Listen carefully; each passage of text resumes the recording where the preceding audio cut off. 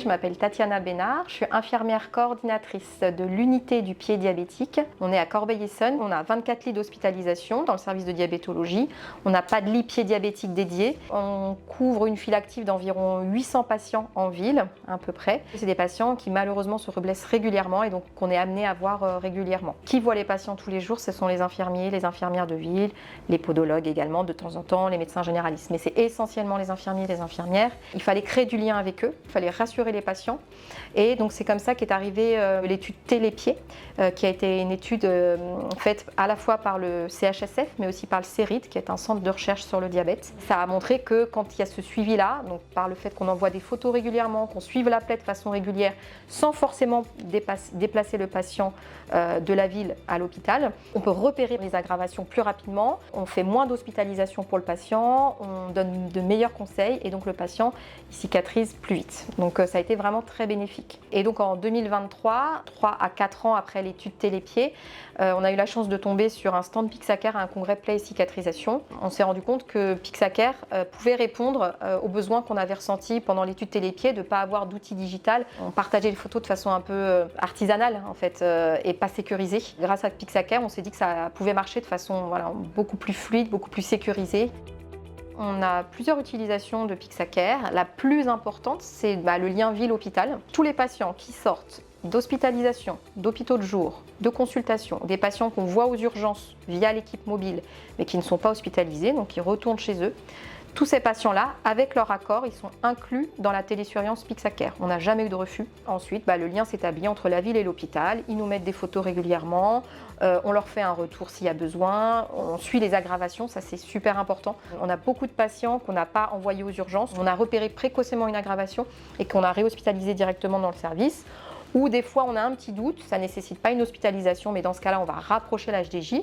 Et la plupart du temps, quand tout va bien, on maintient l'HDJ à 3 mois, il vient moins à l'hôpital et finalement la cicatrisation se passe aussi bien. La deuxième utilisation, c'est dans le service. Les photos, on en trouvait dans le lecteur eau, on en trouvait sur nos téléphones. Quand on a besoin d'un avis d'un infectiologue, d'un chirurgien vasculaire, d'un chirurgien orthopédique, pour lui montrer l'évolution, c'était un peu compliqué, un peu fastidieux. Pixacare a permis aussi, et par un outil aussi de comparaison qu'on a via l'application, de proposer ces photos directement pour les demandes d'avis, de faciliter les avis des chirurgiens, notamment des infectiologues, qui ont l'évolution des photos, qui peuvent voir une traçabilité, et on a un outil où on met toutes les photos qui est sécurisé également parce que nous on a subi une cyberattaque. On est bien content aujourd'hui d'avoir cet outil qui est sécurisé.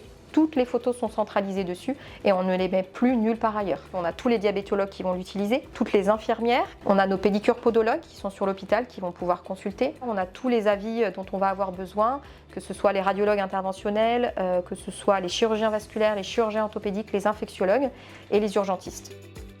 Quand le patient il dépose une photo, j'ai juste à cliquer répondre au patient et en fait ça lui envoie un SMS. Encore hier soir, là j'ai un patient, il était rassuré hier soir que je l'avais répondu. C'est rapide, c'est facile et ça plaît au patient et ça nous plaît aussi à nous. Nous, on fait beaucoup de réunions scientifiques d'information en ville et à ces occasions, on a parlé beaucoup de Pixacare. On aimerait vraiment que tout le monde joue le jeu pour voir comment ça fonctionne.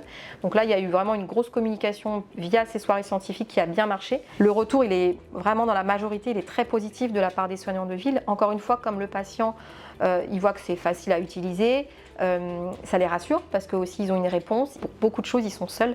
Les soignants en ville, là, ils ont un référent pied diabétique et à la moindre alerte, ils savent qu'ils peuvent nous contacter par ce biais. C'est moi qui ai quand même initié, qui a demandé à ce qu'on ait Pixacare et je ne suis pas déçue. Ça a fluidifié énormément les relations entre la ville et l'hôpital.